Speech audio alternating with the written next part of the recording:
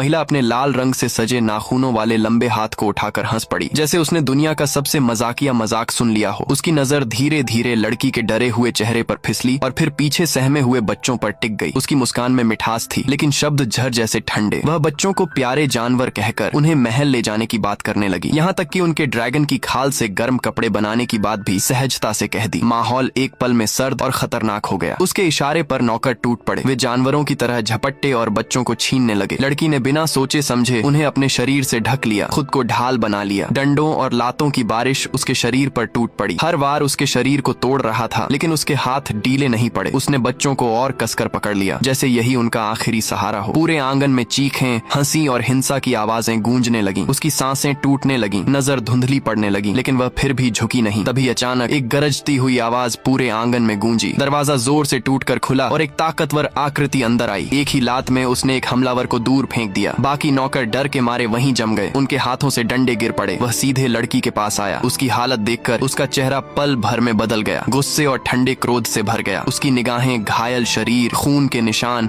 और डर से कांपते बच्चों पर टिक गईं। बिना एक शब्द कहे उसने अपना भारी और कीमती चोगा उतारकर लड़की और बच्चों पर डाल दिया, उन्हें पूरी तरह ढक लिया। उस चोगे की गर्माहट ने जैसे उन्हें बाहरी दुनिया से काट दिया, एक सुरक्षित घेरा बना दिया। फिर उसने बिना परवाह किए कि लड़की कितनी गंदी और लहूलुहान है, उसे अपनी बाहों में उठा लिया। यह दृश्य देखकर सब लोग स्तब्ध रह गए। किसी ने कभी उसे इस तरह किसी के लिए झुकते नहीं देखा था। उसने ठंडी नजर से ली सैफई की तरफ देखा, वो नजर जिसमें कोई भावना नहीं थी, सिर्फ फैसला। उसी पल उसका भाग्य तय हो गया। उसे महल के एक कोने में कैद करने का आदेश दिया गया, जहाँ से बाहर निकलना मना था। इसके बाद वह लड़की को लेकर सीधे महल लौट गया। पूरे रास्ते कोई उसे रोक नहीं सका। नौकर चाकर सिर्फ देखते रह गए, जैसे किसी असंभव दृश्य के गवाह हों। महल पहुंचकर उसने उसे अपने निजी कक्ष में ले जाया, वो जगह जहां आम तौर पर किसी को आने की इजाजत नहीं थी। तुरंत शाही वैद्य को बुलाया गया। जांच के बाद महंगे औषधि छोड़कर वैद्य चला गया। लड़की खुद अपनी मरहम पट्टी करना चाहती थी, लेकिन उसने उसे रोक दिया। वह खुद उसके घावों पर दवा लगाने लगा। उसके हाथ थोड़े अनाड़ी थे, लेकिन हर हरकत में एक अजीब सावधानी और ध्यान था। वह धीरे धीरे घावों पर मरहम लगाता और हल्की सांस से दर्द कम करने की कोशिश करता। उसका यह बदला हुआ व्यवहार लड़की के लिए और भी असहज था। वह समझ नहीं पा रही थी कि जो इंसान कभी इतना ठंडा और बेरहम था, वह अब इतना अलग क्यों लग रहा है। कमरे में कुछ देर सन्नाटा रहा। फिर उसने बिना उसकी तरफ देखे शांत आवाज में कहा कि कुछ दिनों में शहर का मशहूर फेस्टिवल आने वाला है, जहाँ झील पर रोशनी और लालटेन सजती हैं। अगर उसके घाव ठीक हो जाएं, तो वह उसे साथ लेकर जाएगा। उसके शब्द साधारण थे, लेकिन उनके पीछे छुपा भाव समझना आसान नहीं था।